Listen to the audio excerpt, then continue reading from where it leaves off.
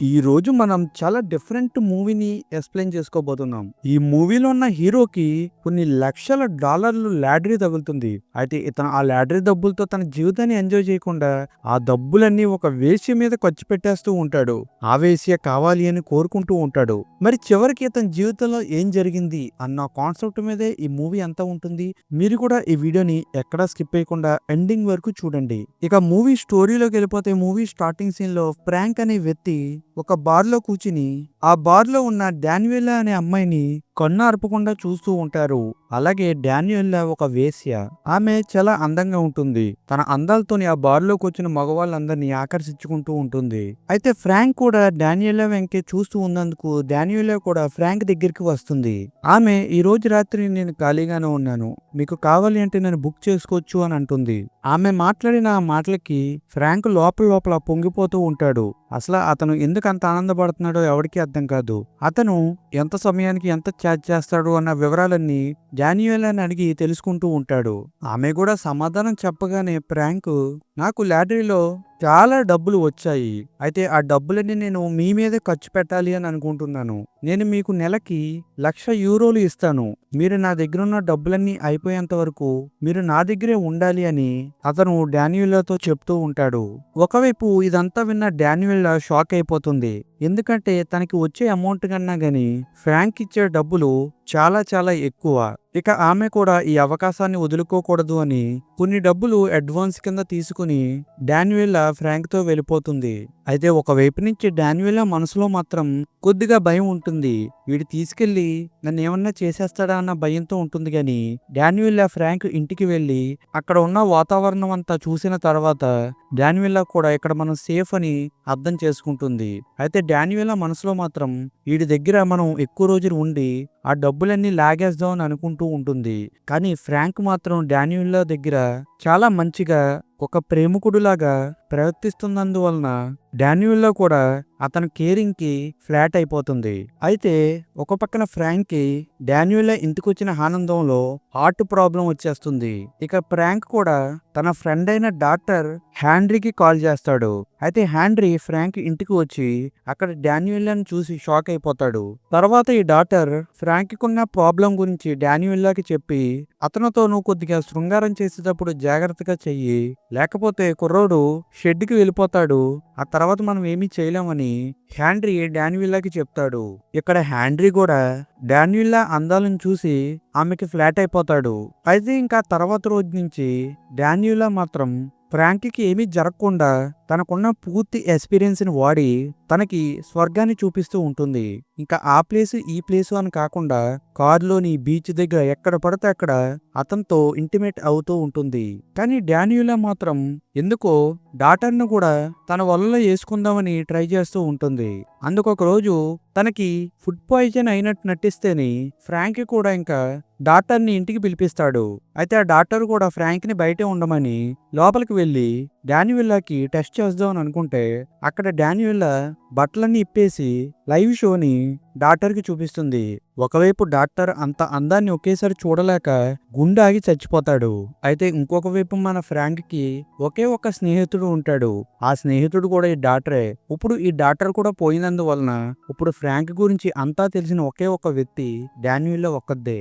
ఒకవైపు ఫ్రాంక్ కూడా ఆమె కోసం డబ్బుల్ని విచ్చలవిడిగా ఖర్చు చేసేస్తూ ఉంటాడు. ఇంకొక వైపు డానియెల్లా తను స్టార్టింగ్ లో డబ్బు గురించి వచ్చిన ఫ్రాంక్ మాత్రం తన దగ్గర నడుచుకునే విధానాన్ని చూసి డానియెల్లా ఫ్లాట్ అయిపోతుంది.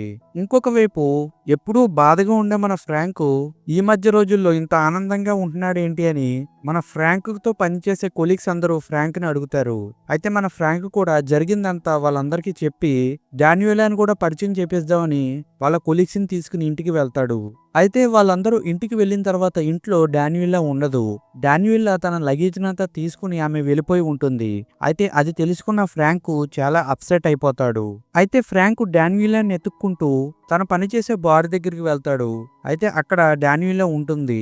డానియెల్లా ఆ ప్లేస్లోని ఫ్రాంక్ ముందే ఒక కస్టమర్ని తీసుకుని లోపలికి వెళ్ళిపోతుంది.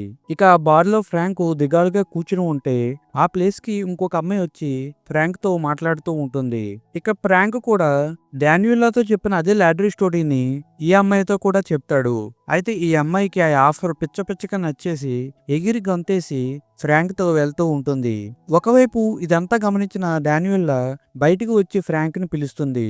ఆమె ఫ్రాంక్తోని నేను కావాలని నీ ఇంట్లోంచి రాలేదు అని ఆమె ఏదో చెప్తూ ఉంటే మధ్యలో ఫ్రాంక్ అవును నువ్వు డబ్బు కోసమే మా ఇంటికి వచ్చావు, డబ్బు కోసమే నువ్వు నాతో ప్రేమగా నటించావు, ఒకవైపు నేనేమో నువ్వు వచ్చిన ఈ కొన్ని రోజుల్లోనే నా లైఫ్ అంతట్లోని ఎంతో హ్యాపీగా నేను గడిపాను, కానీ నువ్వు మాత్రం అన్ని డబ్బు గురించి చేశావు అని ఫ్రాంక్ అంటూ ఉంటాడు. ఇంకొక వైపు నుంచి ఇవన్నీ వింటున్న డానియెల్లాకి చాలా బాధేసి అతనిచ్చిన డబ్బు మొత్తాన్ని తిరిగి ఫ్రాంక్కి ఇచ్చేస్తుంది. అలాగే ఆమె ఇలాగంటుంది, నాకు ఒక భర్త ఉన్నాడు, నా భర్త పేరు చార్లీ, వాడు ఒక గ్యాంగ్స్టర్, వాడి వల్లే నేను ఈ వృత్తిలోకి వచ్చాను, కానీ నేను నీతో ఉన్నన్ని రోజులు నేను నటించలేదు అని చాలా బాధతోని ఫ్రాంక్కి చెప్తూ ఉంటుంది డానియెల్లా. అలాగే తను చెప్పేయన్ని నిజాలని ఫ్రాంక్కి ప్రూవ్ చేయడానికి డానియెల్లా తన భర్తని ఫ్రాంక్కి పరిచయం చేపిస్తుంది. అలాగే ఫ్రాంక్ కూడా ఆ రోజు రాత్రికి డానియెల్లాని బుక్ చేసుకుని తన ఇంటికి తీసుకువెళ్తాడు. ఇంకా ఇంటికి వెళ్ళగానే వీళ్ళిద్దరూ ఫుల్గా ఎంజాయ్ చేస్తాడు.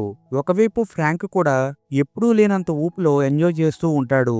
అయితే వీళ్ళిద్దరూ ఇంత హ్యాపీగా ఉన్నందువలన డానియెల్లా కూడా పెద్ద పెద్దగా కేకలు పెడుతూ ఉంటుంది. ఆ కేకలు ఎంత గట్టిగా ఉంటాయి అంటే పక్కింట్లో ఉన్న అమ్మాయి బయటకు వచ్చి మీరిద్దరూ చేసే శబ్దాలు నన్ను డిస్టర్బ్ చేస్తున్నాయి అని ఆమె కంప్లైంట్ చేసే అంత రేంజ్ లో వీళ్ళిద్దరూ ఎంజాయ్ చేస్తారు. అయితే ఒకవైపు ఫ్రాంక్ కూడా ఒక విషయం మీద క్లారిటీ వస్తుంది. డానియెల్లా కూడా తనంటే ఇష్టమే అన్న విషయం ఫ్రాంక్ అర్థం చేసుకుంటాడు. ఎలాగన్నా చార్లీ దగ్గర నుంచి డానియెల్లాని విడిపించి తన ఇంటికి తెచ్చుకోవాలి అని అనుకుంటాడు. ఇక ఆ పథకం మీదే ఫ్రాంక్ కూడా చార్లీని తన ఇంటికి పిలిపించుకొని డానియెల్లాని నీ దగ్గర నుంచి విడిపించాలి అంటే నీకు ఇన్ని డబ్బులు కావాలని డైరెక్ట్ ఫేస్ టు ఫేస్ అడిగేస్తేని చార్లీ కూడా నాకు $4,00,000 కావాలి, అవి ఇస్తే నేను డానియెల్లాని వదిలేస్తాను అని అంటాడు. అయితే ఫ్రాంక్ చాలాసేపు ఆలోచించుకుని ఆ డీల్కి అతను ఒప్పుకోడు. ఇక చార్లీ కూడా డానియెల్లాని తీసుకుని తన ఇంటికి వెళ్ళిపోతాడు. అయితే ఆ రోజు నైట్ చార్లీ డానియెల్లాతో ఇంటిమేట్ అవుతాడు. ఆ ఇంటిమేట్ సమయంలోని డానియెల్లా ఒక బొమ్మలాగా పడి ఉంటుంది.